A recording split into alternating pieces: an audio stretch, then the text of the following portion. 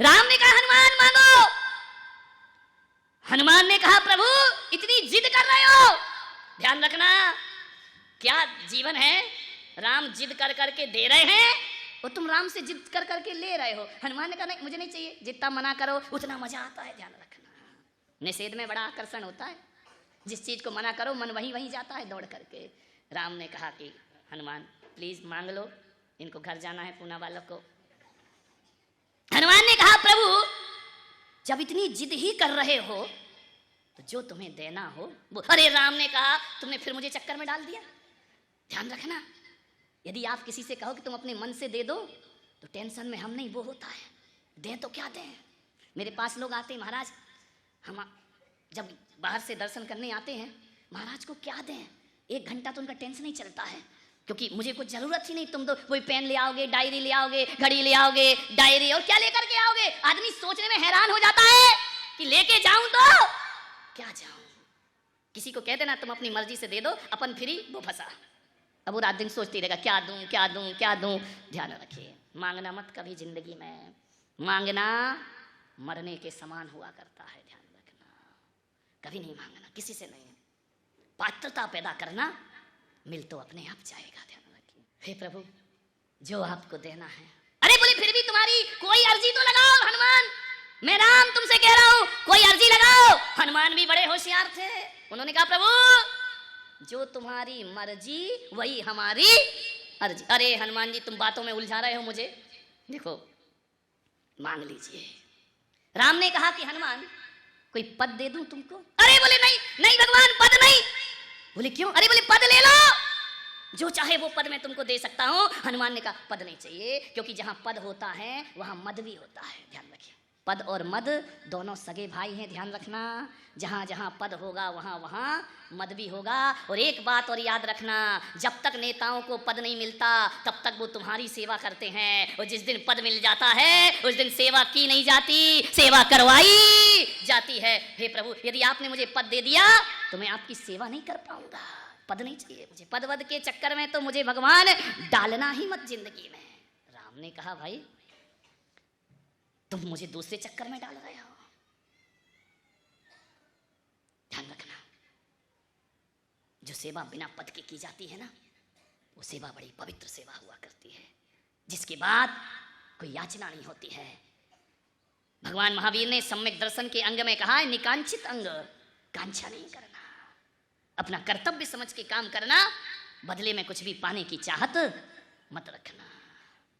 एक होती है प्रार्थना और एक होती है याचना। आज मंदिरों में पुजारी कम भिखारी ज्यादा दिखते हैं, याचना करता है भिखारी और प्रार्थना करता है पुजारी। ध्यान रखना दोनों में बड़ा अंतर होता है।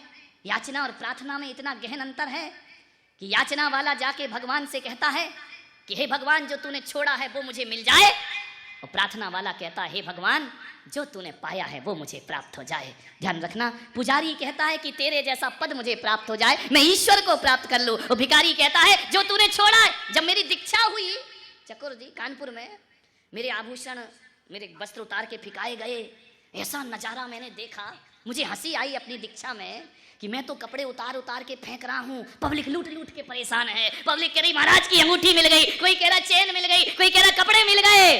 वाह रे जीवन। मैंने कहा क्या देखने आए हो तुम, दीक्षा देखने आए हो? जो मैं छोड़ रहा हूँ उसे बटोर रहे हो या जो मैं पा रहा हूँ उसे देखने के लिए तुम यहाँ पर उपस्थित हुए? क्या चाहिए तुम्हें, मेरा वैभव या मेरा सन्यास, मेरी विरक्ति, मेरा वैराग्य? क्या होता है लोग कपड़े लूटते हैं, आभूषण लूटते हैं, धत तेरे की सरोवर के पास गए और भूखे के भूखे लौट कर आ गए, प्यासे थे नदी के पास गए और प्यासे लौट करके वापिस। संतों के पास क्या मांगना, सोना चांदी हीरे मोती तो घर में पड़े हुए हैं ना, किस लिए आए हो यहाँ? कुछ जीवन का सत्य हमको प्राप्त हो जाए। ध्यान रखिए पदाकांक्षा की अंधी दौड़, जब पद के लिए कोई भागता है विकास ठप हो जाता है। कितना भी कहो कि विकास होगा विकास होगा विकास होगा, वो ठप है विकास। ध्यान रखिए यदि कुर्सी की चाहत है, ध्यान आज देश का पतन कुर्सी की दौड़ से हो रहा है मेरे भाई। कुर्सी दौड़ रखी, राम राज्य लेकर के आइए। राम राज्य तो वो राज्य था, राम जी कहते हैं भरत जी तुम कुर्सी पर बैठो, और भरत जी कहते हैं राम जी तुम कुर्सी पर बैठो, हमें कुर्सी पर नहीं बैठना है। ध्यान रखिए बड़ी दौड़ मची है। ओलंपिक गेम होते हैं ना, उसमें गोल्ड मेडल मिल सकता है दुनिया को। भारत को यदि 2 काम कर दिए जाएं तो हर बार गोल्ड मेडल मिलेगा। सो बात आई, 2 काम ओलंपिक गेम में, 2 गेम और रख दिए जाएं, कोई दुनिया मुकाबला नहीं कर सकती है। यदि 2 गेम रख दो ओलंपिक में, एक तो कबड्डी और एक कुर्सी दौड़, भारत नंबर 1। ध्यान रखिए, कबड्डी में क्या होता है? कबड्डी में होता क्या है? कबड्डी में टांग खिंचाई, टांग खिंचाई में अपन लोग नंबर 1 है। कोई अच्छा काम कर रहा है, टांग खींचना अपना काम होता है। कबड्डी में गोल्ड मेडल मिल सकता है। कुर्सी दौड़ रख दी जाए तो उसमें भारत को गोल्ड मेडल जरूर मिल सकता है। ध्यान रखिए, बाकी में तो मुश्किल का काम लगता है। कुर्सी दौड़ है दिल्ली में, बस एक अगले साल कुर्सी दौड़ शुरू हो जाएगी। हनुमान से कहा कि तुम पद क्यों नहीं लेते हो? बोले मैं इसलिए पद नहीं मांग रहा हूं भगवान कि हर पद एक दिन भूत बन जाता है, भूतपूर्व हो जाया करता है। मुझे भूतपूर्व पद नहीं चाहिए। यदि आपको देना है तो अभूतपूर्व पद मुझे देना चाहो तो आप दे सकते हो। आप बार बार जिद कर रहे हो प्रभु, मांगने की कह रहे हो, चलो अब मैं मांग ही लेता हूं। तो हनुमान बड़े खुश हुए राम कि तुम मुझसे मांग रहे हो। ज्ञानी से मांगो तो ज्ञानी आनंदित होता है, अज्ञानी से मांगो तो अज्ञानी दुखी हो जाया करता है। राम ने कहा मांगो हनुमान, 1 पद की क्या बात कर रहे हो, 100 पद में तुम्हें देने को। लेकिन प्रभु एक बात ध्यान रखना, भूतपूर्व पद नहीं चाहिए। कैसे पद चाहिए? अभूतपूर्व। राष्ट्रपति कितने साल का है? 5 साल। उसके बाद क्या हो जाएगा?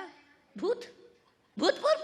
प्रधानमंत्री भूतपूर्व, मुख्यमंत्री भूतपूर्व, इंद्र भूतपूर्व। लेकिन कभी आपने सुना अपनी जिंदगी में, आज तक सुना भूतपूर्व महावीर स्वामी?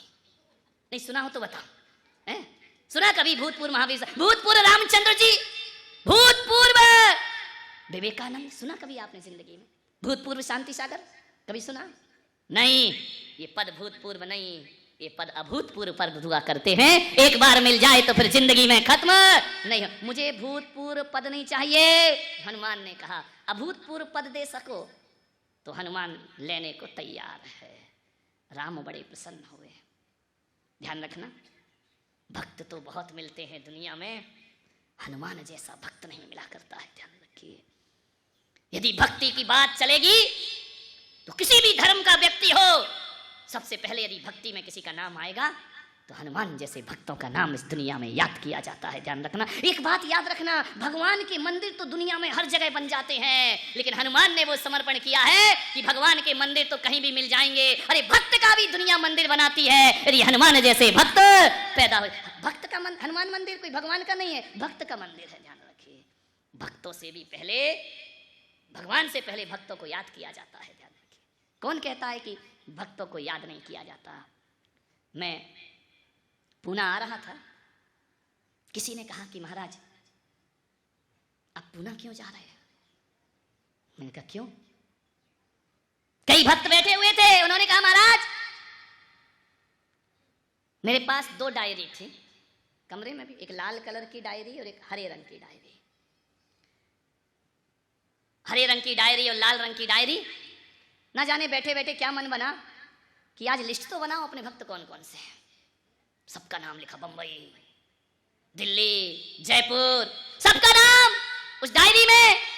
मिलिंद जी फड़े पहुंचे, बोले पूना का नाम कहाँ है? मैंने कहा नहीं, पूना का नाम नहीं। बोले क्यों, हम लोग भक्त नहीं है क्या? हम चतुर्मास करा रहे हैं, आपकी डायरी में हमारा नाम नहीं है। बोले नहीं है। ध्यान रखना, एक घटना उस समय वहां घट गई ब्रह्मा जी के पास। ब्रह्मा जी डायरी में नाम लिख रहे थे, सबका नाम था, भक्तों में हनुमान का नाम नहीं था। लोगों ने कहा ब्रह्मा जी आप गलती कर गए, आप कुछ भूल गए। नारद ने कहा इसमें हनुमान का नाम तो है ही नहीं। ब्रह्मा ने कहा नहीं, हनुमान का नाम नहीं इसमें। बोले क्यों? बोले वो भक्त नहीं है। बोले नहीं नहीं, उसका नाम नहीं। दुनिया के सारे भक्तों की लिस्ट ब्रह्मा जी के पास, लेकिन हनुमान का नाम उसमें गायब। दूसरी डायरी उठाई नारद ने, उसमें सबसे पहले लिखा हनुमान। पूछा ब्रह्मा जी से कि भक्तों की लिस्ट में हनुमान का नाम नहीं और इस लिस्ट में हनुमान का नाम एक ही नाम है पूरी डायरी में। ब्रह्मा जी ने कहा ये जो लाल रंग की डायरी है ना, ये उन भक्तों की है जो मुझे याद करते हैं, और हरे रंग की डायरी वो है जिन्हें मैं याद करता हूँ। ध्यान रखिए। तो पूना वालों, मेरी डायरी में तुम्हारा नाम लाल वाली में नहीं। समझ गए क्या? विचार करना है।